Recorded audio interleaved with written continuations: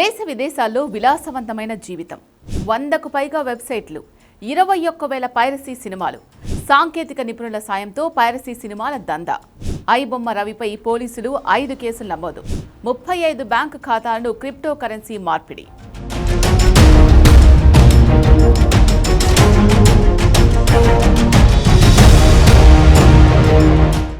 ఐబొమ్మ రవి మెడకు ఉచ్చు బిగుసుకుంటోందా? 5 కేసులు నమోదు చేయడం అందులో భాగమేనా? పైరసీ సెల్ ఇచ్చిన ఫిర్యాదుతో ఒకే కేసు నమోదు చేయగా ప్రస్తుతం ఈ కేసులో అతన్ని పోలీసులు అరెస్ట్ చేసి విచారిస్తున్నారు. బెట్టింగ్ యాప్ ప్రమోషనల్ వ్యవహారం, సినీ దర్శకులు ఇచ్చిన ఫిర్యాదులపైన కేసులు నమోదయ్యాయి.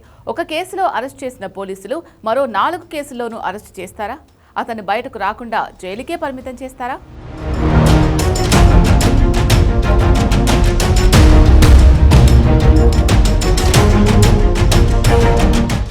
దేశ విదేశాల్లో విలాసవంతమైన జీవితం, భారీగా స్థిరాస్తులు, 100కు పైగా వెబ్సైట్లు, 21,000 పైరసీ సినిమాలు, ఇదంతా ఒక్కడి వల్లే సాధ్యమవుతుందా? తెర వెనుక ఇంకెంతమంది సహకరిస్తున్నారు? ఐబొమ్మ నిర్వాహకుడు రవి నుంచి కీలక వివరాలు రాబట్టేందుకు పోలీసులు ప్రయత్నిస్తున్నారు. యూకే, స్విట్జర్లాండ్, నెదర్లాండ్స్ లింకులపై 2వ రోజు పోలీసులు ప్రశ్నలు సంధించినట్లు తెలిసింది. తమిళ వెబ్సైట్స్ నుంచి అధిక శాతం సినిమాలను రవి కొనుగోలు చేసినట్లు పోలీసులు గుర్తించారు.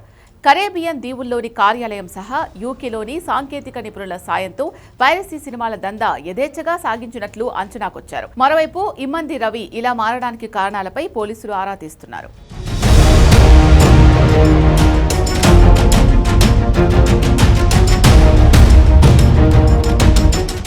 సినిమాల పైరసీ వ్యవహారంలో ఐబొమ్మ రవిపై పోలీసులు 5 కేసులు నమోదు చేశారు. పైరసీ సెల్ ఇచ్చిన ఫిర్యాదుతో ఒక కేసు నమోదు చేయగా ప్రస్తుతం ఈ కేసులో అతన్ని పోలీసులు అరెస్టు చేసి విచారిస్తున్నారు. బెట్టింగ్ యాప్ ప్రమోషనల్ వ్యవహారంలో కూడా ఇతడిపై కేసు నమోదైంది. సినీ దర్శకులు ఇచ్చిన ఫిర్యాదులపై కూడా కేసులు నమోదయ్యాయి.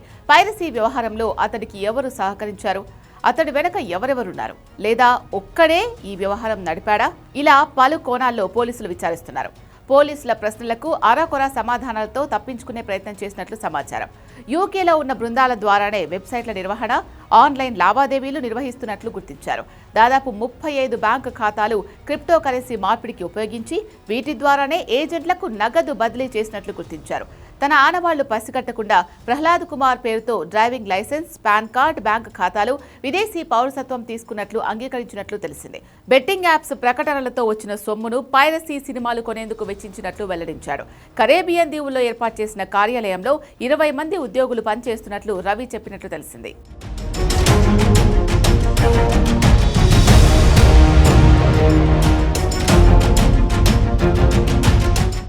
ఎన్ఆర్ఈ, క్రిప్టో కరెన్సీ, వ్యాలెట్లు, బ్యాంకు ఖాతాలపై పోలీసులు విచారణ చేశారు. వెబ్సైట్, ఐపీ అడ్రస్ సర్వర్లపైన దృష్టి సారించారు. ఐబొమ్మ వెబ్సైట్ నడిపేందుకు రవి పలు ఐపీ అడ్రస్లు మార్చినట్లు గుర్తించారు. పోలీసులకు పట్టుబడకుండా ఫ్రాన్స్, కరేబియన్ దీవులు, నెదర్లాండ్స్ తదితర ప్రాంతాల్లో ఉన్నట్లు ఐపీ అడ్రస్లతో మార్చుతూ ఉన్న తనను పోలీసులు పసిగట్టలేరు అనే ధీమాతో ఆమ్స్టర్డామ్ నుంచి కూకట్పల్లిలోని తన ఫ్లాట్కు చేరాడు. అతడి కదలికలను గమనిస్తూ వచ్చిన పోలీసులు ఎట్టకేలకు నవంబర్ 15న అరెస్ట్ చేశారు.